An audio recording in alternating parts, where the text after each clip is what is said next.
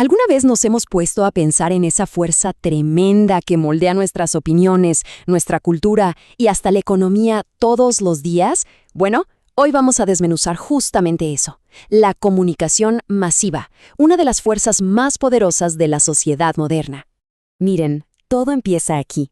Desde las pinturas en las cavernas hasta las grandes historias como esta, el ser humano siempre ha tenido un impulso, una necesidad casi vital por comunicar, por compartir lo que ve, lo que siente, lo que piensa. Es algo tan antiguo como nosotros mismos. Claro que esa necesidad de comunicar ha evolucionado de una forma brutal. Lo que antes era una charla cara a cara, hoy puede llegar a millones de personas en un solo instante. Así que vamos a ver cómo pasó todo esto. Ok, vamos a meternos de lleno en el tema. La definición formal es clave para entender todo. Porque no estamos hablando de una simple conversación, ¿eh? Hablamos de un mensaje que está diseñado desde el principio para alcanzar a una audiencia enorme, un público gigante y súper diverso. Pero a ver, ¿qué es lo que la define exactamente? Porque no toda comunicación que llega a mucha gente es igual. Hay ciertas características muy específicas que la distinguen del resto, y ahora mismo las vamos a explorar. Pensemos en las características que la hacen única. Primero, es una comunicación de uno para muchos, o sea, un solo emisor, como un canal de tele, le manda un mensaje a un público masivo. Segundo, esa relación es impersonal y va en una sola dirección. El público recibe el mensaje, pero no puede responder de forma directa. Y tercero, esa audiencia es anónima y heterogénea, o sea, gente de todos lados, con vidas súper distintas, consumiendo exactamente el mismo contenido. Es ahí donde está su increíble poder para unir y también para influir. Entonces, ¿cuáles son los vehículos que llevan estos mensajes a las masas? Vamos a darle un vistazo a los canales clásicos, a los verdaderos titanes de la comunicación masiva. Arranquemos con el abuelo de todos los medios masivos, la prensa. Mucho antes de la radio y la televisión, la palabra impresa era la única manera de difundir noticias e ideas a gran escala. Y esto demuestra que la necesidad de estar informados no es para nada nueva, ¿eh?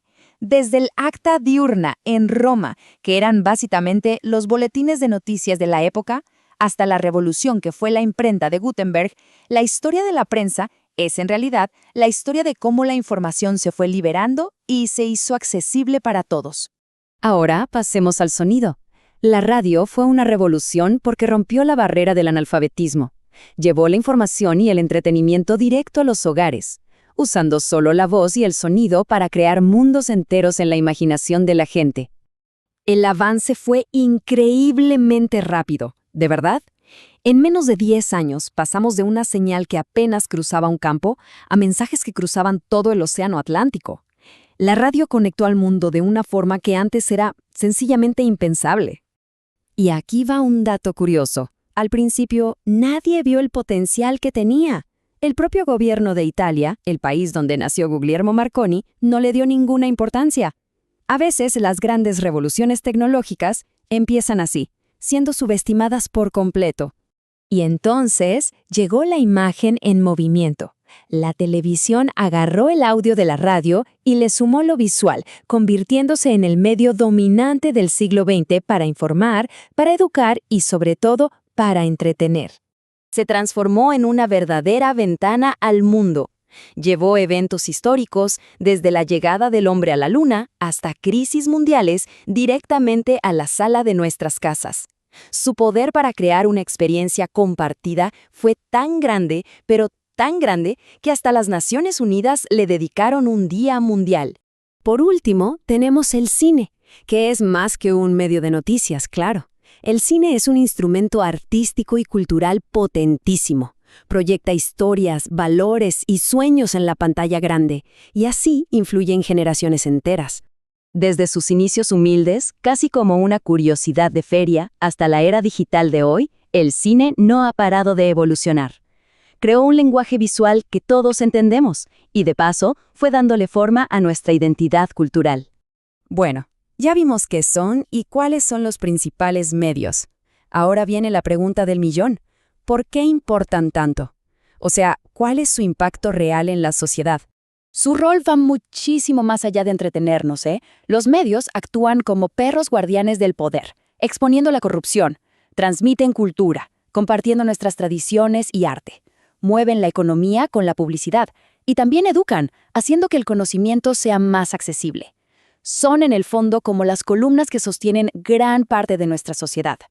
Pero aquí, ojo, viene la parte crucial. Ese poder inmenso para informar y para conectar también se puede usar para influir y dirigir la opinión de la gente. La línea entre informar y manipular a veces es peligrosamente delgada. El ejemplo más famoso de esto es, sin duda, la transmisión de Orson Welles. Imagínense, muchísima gente creyó que de verdad estaba ocurriendo una invasión marciana, solo porque lo escucharon en la radio. Este evento demostró, de una forma bastante dramática, lo vulnerables que podemos ser ante un mensaje mediático que suena convincente y cómo los medios pueden llegar a moldear nuestra percepción de la realidad. Frente a este poder, nuestra única defensa es el pensamiento crítico. Y no se trata de desconfiar de todo lo que vemos, sino de aprender a consumir los medios de una forma más consciente, más activa. Analizar los medios es un poco como ser un detective. Primero, hay que fijarse en el lenguaje. ¿Es objetivo o busca generar una emoción? Segundo, la estructura. ¿Qué cosas se destacan y qué cosas se dejan afuera? Tercero, la intención. ¿Quién paga por este medio y qué ideas podría estar promoviendo? Y finalmente, el paso más importante, formar un juicio propio, basado en la evidencia, no solo en cómo nos presentan las cosas. Así que, la próxima vez que estemos viendo un noticiero, leyendo un periódico o navegando en Internet, hagámonos esta pregunta. Porque entender la historia que nos están contando es el primer paso para poder escribir la nuestra.